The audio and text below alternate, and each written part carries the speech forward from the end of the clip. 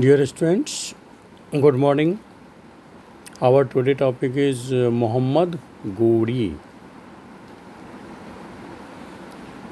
Shahabuddin Muhammad Ghori ascended the throne of Ghazni after his brother Ghiyasuddin death in 1202 C.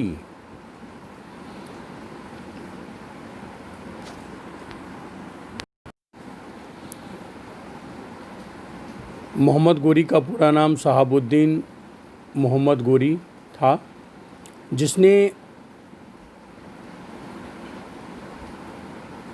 ascended the throne of Ghazni after his brother Ghiyasuddin death, यानी गजनी के मरने के बाद उसका भाई जो गद्दी पर बैठा, जिसका नाम था गयासुद्दीन, जो 1202 में डेथ कर गया। उसके बाद मोहम्मद गोरी ने उस पर चढ़ाई कर दी। We have already read about the first and second battle of Tarain in 1191 and 1192। हम लोग सेकेंड बैटल ऑफ टेरेन के बारे में पढ़ चुके हैं, जो 1151 और 91 और 92 में हुआ था। After Prithviraj Chauhan death, Mohammad Ghori became the master of the Delhi region and eastern Rajasthan and led the foundation of Turkish rule in India.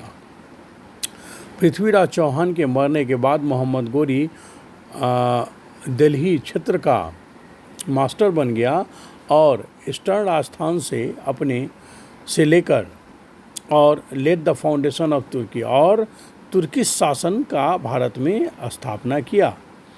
He also defeated Jaichandra of Kannauj in 1194। उसने कनौज के जयचंद्र को 1194 में हराया, से मैंने 1194 से 1192 से 1194 के बीच Kannauj in between 1192 and 1206 Turkish rule extended over the Ganga Yamuna द्वीप बिहार एंड बंगाल, यानी यानी मोहम्मद गोरी का शासन जो था तुर्किश मतलब यानी तुर्किश रूल्स का विस्तार गंगा यमुना द्वीप से बिहार और बंगाल तक पहुंच गया। Mohammad Ghori did not stay in India. Mohammad Ghori Bharat में नहीं रुका। Muhammad Ghori did not stay in India. He left the province that he had conquered in the hand of the Slav who acted as a region governor. Muhammad Ghori did not stay in India. Muhammad Ghori India तक ही नहीं रुका ठहरा। He left the province. उसने उस province को छोड़ा जो he had conquered in the hand of his Slav, जो उसने अपने स्लैब के हाथ से जीता था। We who acted as his regional governor, और वह रीजनल गवर्नर के रूप में काम करता। They set up the Delhi Sultanate, उसके बाद उसने दिल्ली सल्तनत की स्थापना की, सेटअप तैयार किया। About which we will read in the next chapter, जिसके बारे में हम लोग नेक्स्ट चैप्टर में पढ़ेंगे। While North India witnessed a great deal of flux, while North India witness, उस समय नॉर्थ इंडिया जो था वह गवाह है, a great deal of flux what was happen in South India, यानी साउथ इंडिया में क्या घटित हुआ। Let us read about the Chola dynasty to find out, उसको जानने के लिए हम लोग चोला डायनेस्टी के बारे में पढ़ेंगे। Case study the Cholas. In class 6 we read about the rise of Cholas under Karikala Chola.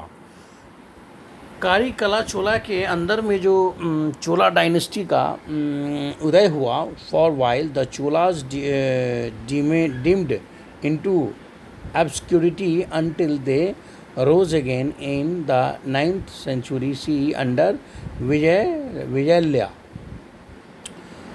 For a while, उस समय the Cholas dimmed into obscurity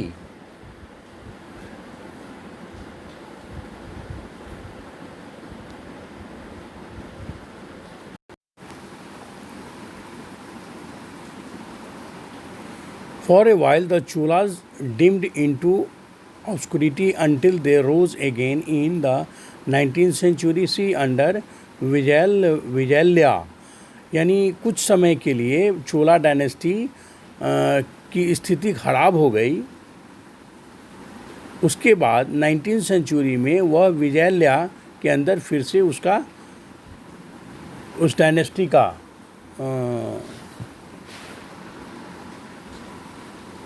विकास शुरू हुआ। The Chola kingdom emerge as the strongest empire in the South India between. तब चोला साम्राज्य था वह सबसे मजबूत साम्राज्य बन गया साउथ इंडिया में। कब? 800 से लेकर 1200 के बीच। Raja first and Rajendra Chola were the most famous of the Chola king under whom the dynasty become a military. इस चोला डायनेस्टी में राजा फर्स्ट और Rajendra Chola were the most famous, ये दोनों काफ़ी फेमस चोला साम्राज्य के राजा हुए जिनके under dynasty become a military, economic and cultural power. इन दोनों के अंदर military, economic and cultural power काफ़ी विकसित हुआ।